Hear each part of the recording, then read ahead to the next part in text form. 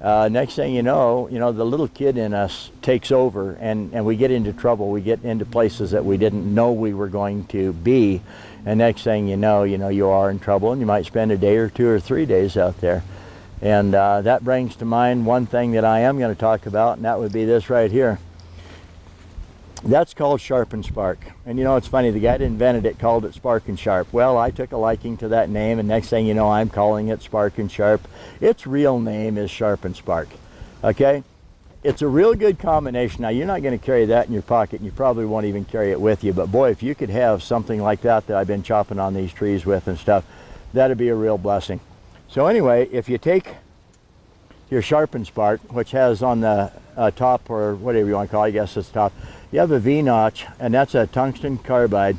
I call it a no bottom, no way out, so to speak. You stick your knife in there, it's captured.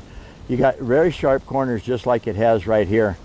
All right, so when you stick your knife in there and you draw it through there, which would look just about like this right here, you take your knife and you put it in there. You'd never hold it in your hand like this, but just to look at it, it'd look like this. And then you draw, and you can probably see it chattering, and that's stuck. So you got to be really careful about how you bring a knife through that V-notch.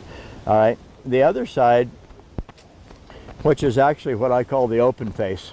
So if you have something flat, you grind it 90 degrees, you have 2 corners, one on the top and one on the bottom. And that's what I call the open face. You have the handle, okay, it's about 4.5, 5 inches long.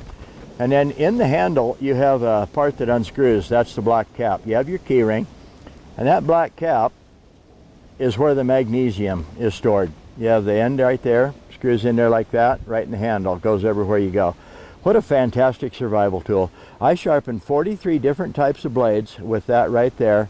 Your fire starter here, you can carve magnesium off of it, then light the magnesium, or you can cheat just a little bit. Pick up a little tiny bottle of hand sanitizer. Why? It's 40% alcohol. That 40% alcohol lights like gasoline. So you take your kindling, get a little kindling up there, a little bit of dry stuff, take your hand sanitizer, squirt it down in there, give it about 5 seconds to soak in a little bit, and then all you need to do is just give it one good flick like that. Another one. See the sparks? You get just one of those little tiny sparks in that hand sanitizer, you got a fire. So cheat just a little bit. Now here's something else you can do to cheat a little bit. Take a tuna fish can, okay? Take a can opener with you. When you get out in the boonies, you eat the tuna fish. Take some crackers, but don't throw the can away. Why? That's going to become my stove.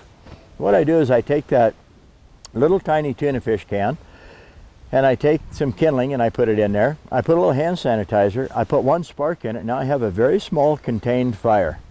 And you can cook food. You cook a rabbit over it, a leg at a time or something. You can boil coffee, boil water. You can clean out your tuna fish can, drink water out of a stream. You can carry all kinds of things in it like that. But one of the most important things that you can do is even in your tent, you just take some sticks, just take some things like this right here, a little bit more of it, put it on the tent floor, and all you got to do is put that little tuna fish can on the tent floor, on your sticks, build a little tiny fire, and inside my tent, I can have a fire, and I won't freeze my fingers. I can make some coffee. I can do a lot of stuff like that just because I have that little tuna fish can. So, you can use bean can, poke some holes around the bottom, bend the top, put your fire in there. It'll suck air through the bottom holes, but it won't put it out because the air can get out through where you bent the top of the can.